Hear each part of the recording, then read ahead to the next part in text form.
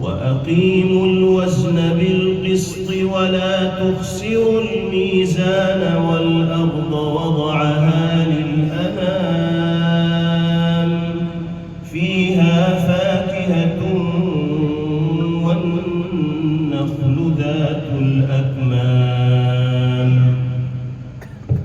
والحب ذو العصف والريحان فبأي آلاء ربكما تكذبان خلق الإنسان من صلصال كالفخار وخلق الجان من مارج من نار فبأي آلاء ربكما تكذبان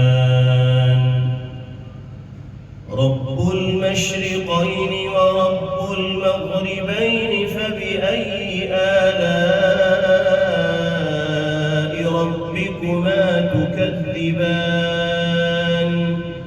مرج البحرين يلتقيان بينهما برزخ لا يبغيان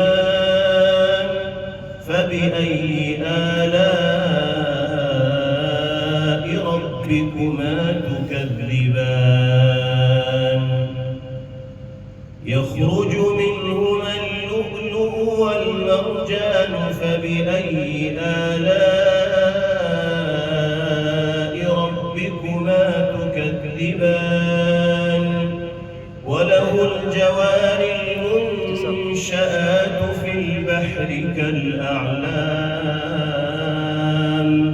فبأي آلاء ربكما تكذبان كل من عليها فان ويبقى وجه ربك ذو الجلال والإكرام فبأي آلاء ربكما تكذبان يسأله من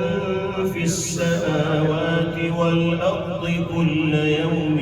هو في شأن فبأي آلاء ربكما تكذبان سنفرغ لكم أيها الثقلان فبأي آلاء ربكما تكذبان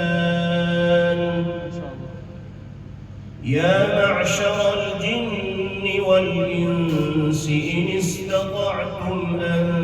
تنفذوا من أقطار السماوات والأرض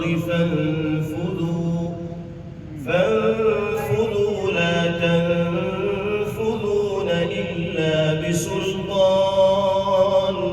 فبأي آلاء ربكما تكذبان يرسل عليكما شواظ من نار ونحاس فلا تنتصران فبأي آلاء ربكما تكذبان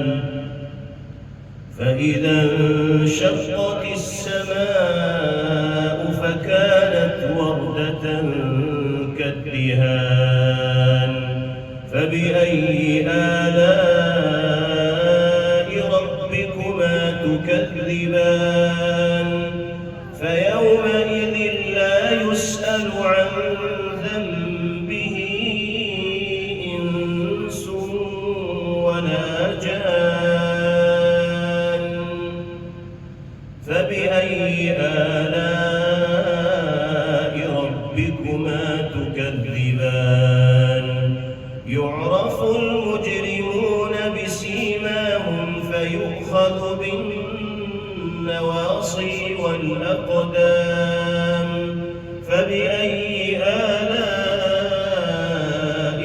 ربكما تكذبان هذه